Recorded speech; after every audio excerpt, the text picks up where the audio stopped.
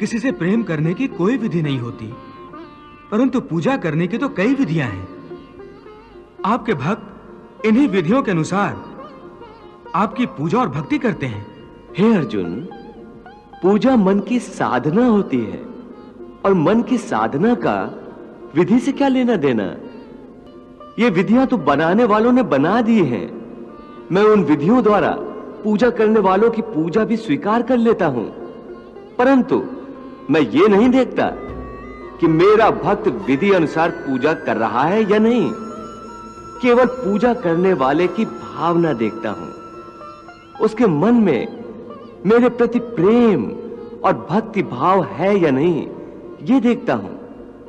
जिस पूजा में विधि ही विधि हो और प्रेम तथा भक्ति ना हो, उस पूजा द्वारा कोई भी मुझे प्राप्त नहीं कर सकता। वाह प्रभु वाह। मुझे संपूर्ण साधने की एक ही शर्त है, मुझ में मन लगाए, मेरा ध्यान लगाए। इस संबंध में एक विचार और है। आपका ध्यान लगाते समय मन में केवल आप रहें और संसार का कोई विचार बाधा ना डाले। इसका कोई तरीका तो होगा? हाँ, एक आसान तरीका तो है, परंतु वो कोई विधि नहीं है, बल्कि एक गुर है, एक योगिक कला है, जिससे ध्यान लगाने में बड़ी सहायता होती है। वो आसान तरीका, वो योगिक कला क्या है मधुसूदन?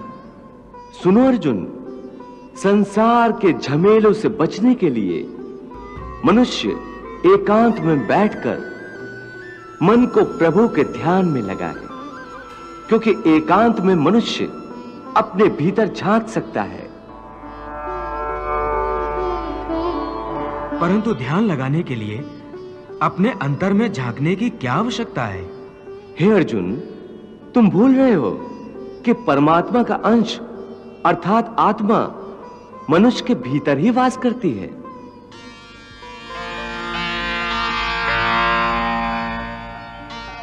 इसी आत्मा से संपर्क ही प्रभु से मिलन का पहला चरण है। इसलिए हे अर्जुन, जो मुझसे मिलन चाहता है, उसे सबसे पहले अपने अंतर में ही झांकना चाहिए। और यह तभी संभव हो सकता है जब मनुष्य का अपना शरीर उसके नियंत्रण में हो। यदि देह काबू में ना हो, तो मनुष्य को ध्यान लगाने का उद्देश्य नहीं मिल पाएगा। हे योगेश्वर, ध्यान लगाने का अंतिम उद्देश्य क्या है? ध्यान योग का उद्देश्य परमात्मा से संपर्क करना होता है।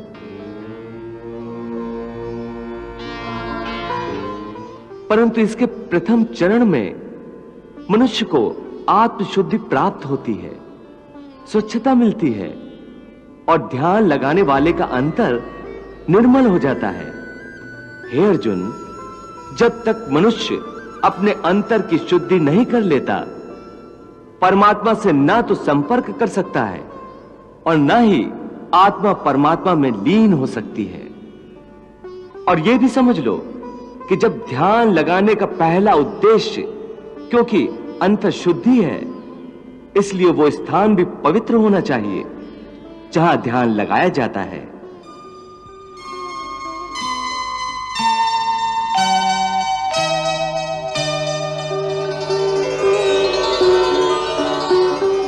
हे अर्जुन, मेरा ध्यान लगाते समय मनुष्य को चाहिए कि वो अचल बैठकर अपनी पीठ, सिर और गले को समान और सीधा रखे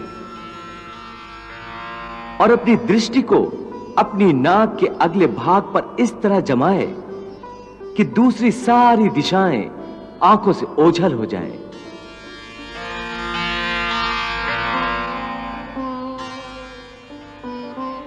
ऐसा करने से अपने आसपास के वातावरण से उसकी इंद्रियों का संपर्क टूट जाएगा और मनुष्य अपने अंतर में मन लगा सकेगा। इस ढंग से तो कोई भी मनुष्य आसानी से ध्यान लगा सकेगा।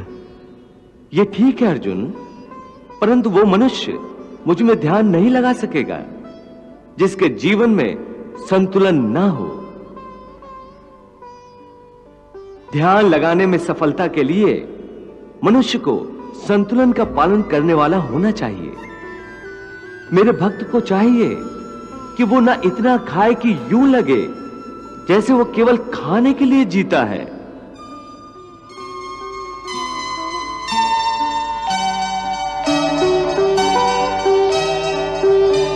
ना ही इतना कम खाए कि हड्डियों का ढांचा बन जाए।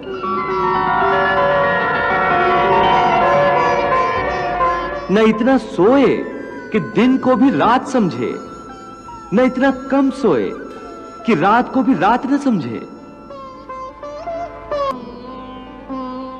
यदि सुख मिले तो खुशियों से नाचने न लगे, और यदि दुख मिले तो रो रो कर अपने आप को हलकान न करे।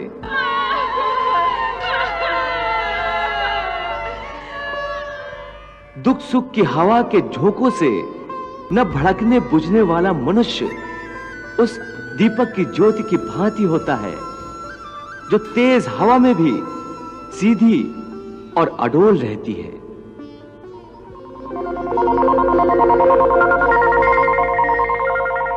हे योगेश्वर, ये दुख सुख, ये प्यारी नींद, ये भिन्न भिन्न और स्वादिष्ट भोजन तो आप ही का वरदान है। फिर इनका भरपूर आनंद ना लेना ध्यान योग के लिए क्यों आवश्यक है? हे अर्जुन, मैंने सुखों की माया मनुष्य के लिए ही रची है। वो इन सुखों का आनंद अवश्य ले। मैं ये नहीं चाहता कि मनुष्य दुख में रहे, दरिद्रता में रहे। मैंने आनंद की रचना ही इसीलिए की है कि समस्त प्राणी जीवन में आनंद से रहें, परंतु इस आनंद में परमानंद को भूल जाएं। मैं ये नहीं चाहता। इसलिए यदि कोई मनुष्य इस परमानंद को पाना चाहता है, अर्थात ध्यान योग द्वारा मुझ परमात्मा में लीन होना चाहता है,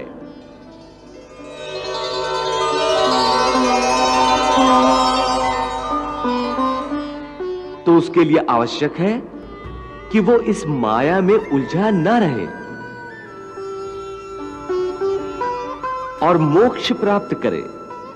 अन्यथा जन्म जन्मांतर के चक्रव्यूह में ऐसा फंस जाएगा कि निकल ही नहीं सकेगा।